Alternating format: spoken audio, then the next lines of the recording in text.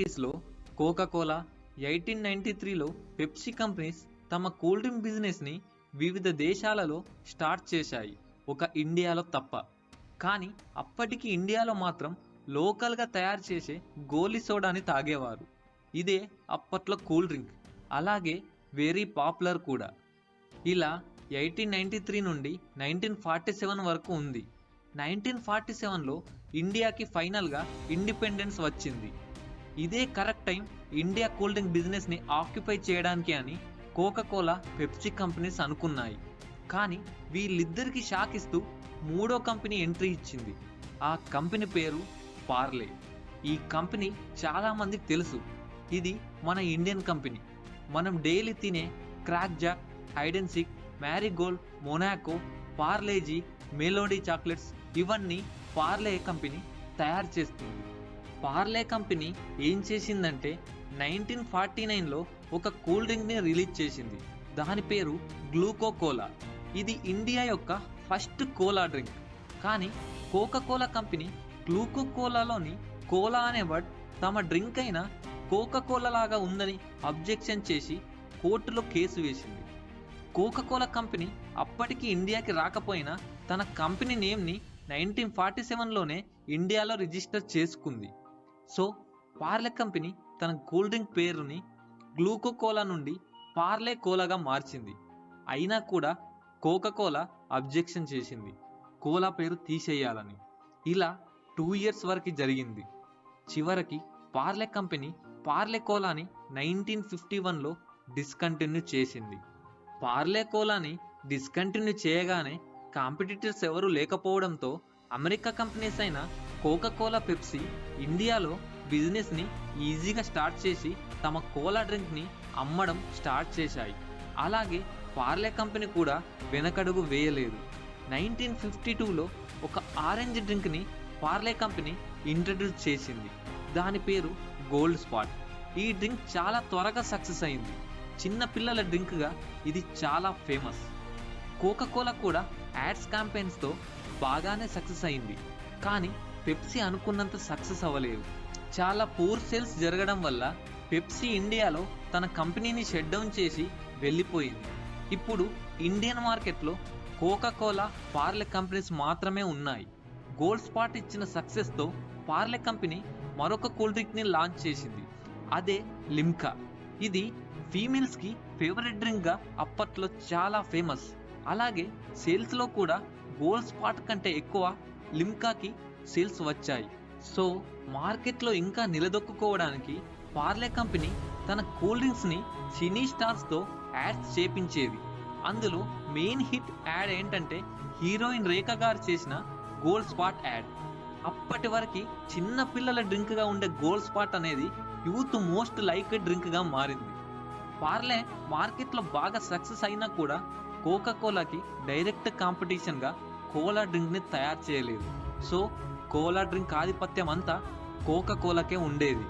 కానీ ఆ ఆధిపత్యం కూడా ఎన్నో రోజులు లేదు.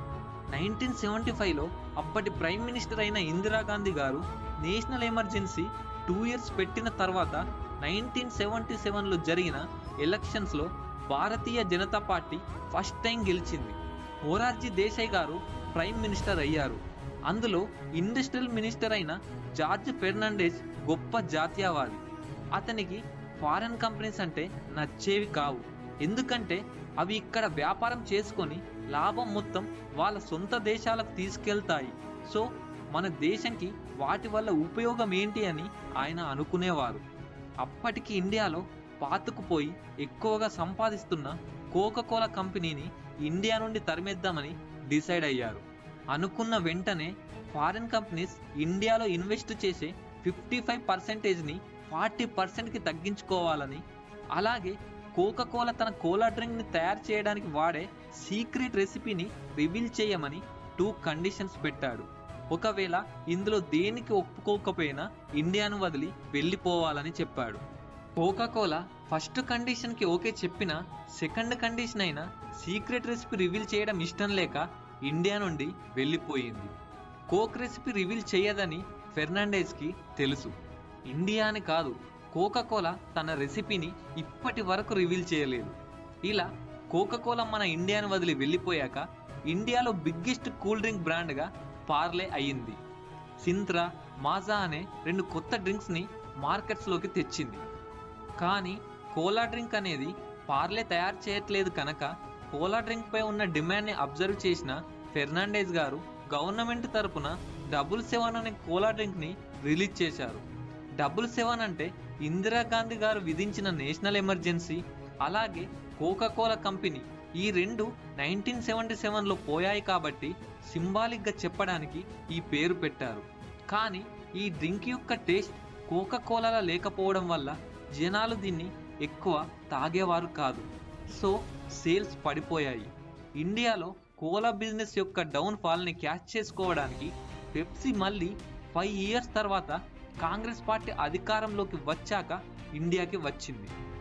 ఇండియాకి వచ్చాక పెప్సీ లెహర్ అనే కూల్ డ్రింక్ని రిలీజ్ చేసింది. పెద్ద పెద్ద క్రికెటర్స్, సినీ యాక్టర్స్తో యాడ్స్ ఇచ్చి జనాలకి పెప్సీని దగ్గర చేసి ఇండియాలో హైయెస్ట్ సేల్స్ జరిగేటట్టు చేసింది. అప్పటికి కోలా డ్రింక్లో ఎంటర్ కాని పార్లే కంపెనీ పెప్సీ సక్సెస్ని చూసి కోలా డ్రింక్ మార్కెట్లో ఉన్న అవకాశాన్ని మిస్ చేసుకోవద్దని అనుకొని కోకా-కోలా పెప్సీలాగే ఒక కోలా డ్రింక్ని తయారు చేయాలని స్ట్రాంగ్గా ఫిక్స్ అయ్యింది. ఆ డ్రింక్ రెసిపీ కూడా ఇండియన్ ఇంగ్రీడియంట్స్తో తయారు చేయాలని 2 ఇయర్స్ కష్టపడి చివరికి హాట్ అండ్ స్వీట్గా ఉండే ఒక డ్రింక్ని తయారు చేసింది. ఆ డ్రింక్కి థమ్సప్ అని పేరు పెట్టింది. దానికి tag line taste the thunder. ఇలా రిలీజ్ అవ్వగానే పెప్సీకి థమ్సప్ పోటీ అయ్యింది.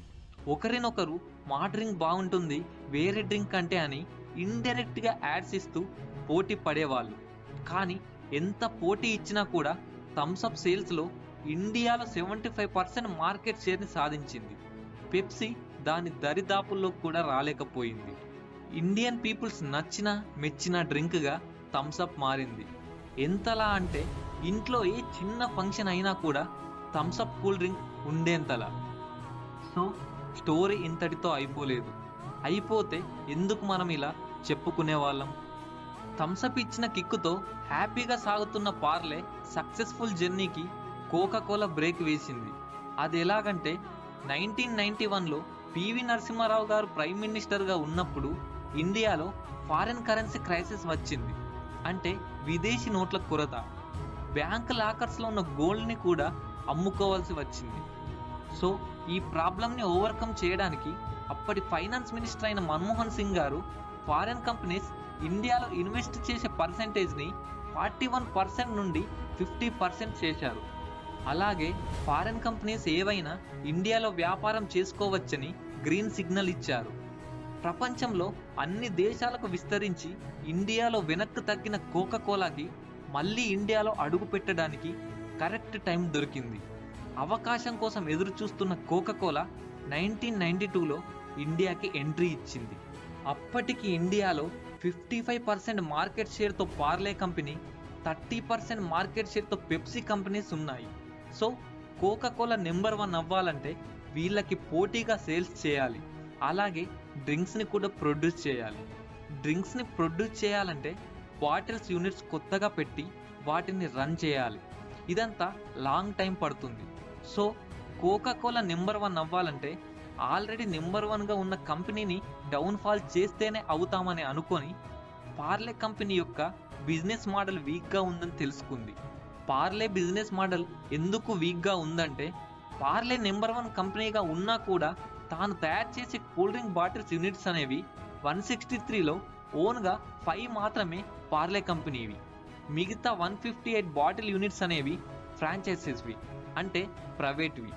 వెంటనే కోకా-కోలా కంపెనీ పార్లేకి బాటిల్స్ సప్లై చేసే ప్రైవేట్ బాటిలర్స్ దగ్గరికి వెళ్ళి తమకి బాటిల్స్ సప్లై చేస్తే పార్లే కంపెనీ కన్నా ఎక్కువ ప్రాఫిట్స్ మార్జిన్స్ ఇస్తామని చెప్పి వాళ్ళని కోకా-కోలా కంపెనీ తమ వైపుకు లాక్కుంది. పార్లే కంపెనీకి తన 5 బాటిల్ యూనిట్స్తో బిజినెస్ నడపడం చాలా కష్టమయ్యింది. మెల్లమెల్లగా సేల్స్ తగ్గుతూ వచ్చాయి. 1993లో పార్లే ఒక పెద్ద డిసిషన్ తీసుకుంది. తన కూల్ డ్రింక్ బిజినెస్ని $60 మిలియన్ కోకా-కోలాకి అమ్మేసింది. కోకా-కోలా పార్లే కంపెనీ తయారు చేసిన ప్రొడక్ట్స్ని తమ ప్రొడక్ట్స్గా మార్చుకుంది. సింత్రాని స్ప్రైట్గా మార్చింది. గోల్డ్ స్పాట్ని ఆపేసింది. మిగతా డ్రింక్స్కి కోకా కోలా ట్యాగ్ వేసింది. థమ్స్ అప్ లిమ్కా ప్రొడక్షన్ని తక్కువ చేసింది, అలాగే కోకా కోలా ప్రొడక్షన్ని ఎక్కువ చేసింది. కానీ ఇండియన్ పీపుల్స్కి కోకా కోలా నచ్చలేదు. వాళ్ళు పెప్సీ తాగడం స్టార్ట్ చేశారు. దీనివల్ల కోకా కోలాకి లాసెస్ వచ్చాయి. సో థమ్స్ అప్ లేకపోతే ఇండియాలో తమ కంపెనీ నడవదు అని రియలైజ్ అయ్యి మళ్ళీ థమ్స్ అప్ని అలాగే లిమ్కాని కూడా తిరిగి మార్కెట్లోకి రీఇంట్రడ్యూస్ చేసింది. థమ్స్ అప్ని రీఇంట్రడ్యూస్ చేశాక కోకా కోలా సేల్స్ చాలా పెరిగాయి. 1994 నుండి 2021 వరకు థమ్స్ అప్ 80% మార్కెట్ షేర్తో సేల్ అవుతుంది. ఇండియాలో నెంబర్ 1 కూల్ డ్రింక్ కంపెనీగా కోకా కోలా ఈ థమ్స్ అప్ వల్ల అయ్యింది. ఇండియాలో బిజినెస్ చేసి డౌన్ఫాల్ అయిన కోకా కోలా కంపెనీ చివరికి ఇండియన్ కంపెనీని పడగొట్టి మళ్ళీ ఇండియాలోనే బిగ్గెస్ట్ కూల్ డ్రింక్ కంపెనీగా మారింది. దీనినే ఫేట్ అని అంటారు. అందుకే ఎవరి ఫేట్ ఎప్పుడు ఎలా ఉంటుందో మనం చెప్పలేం.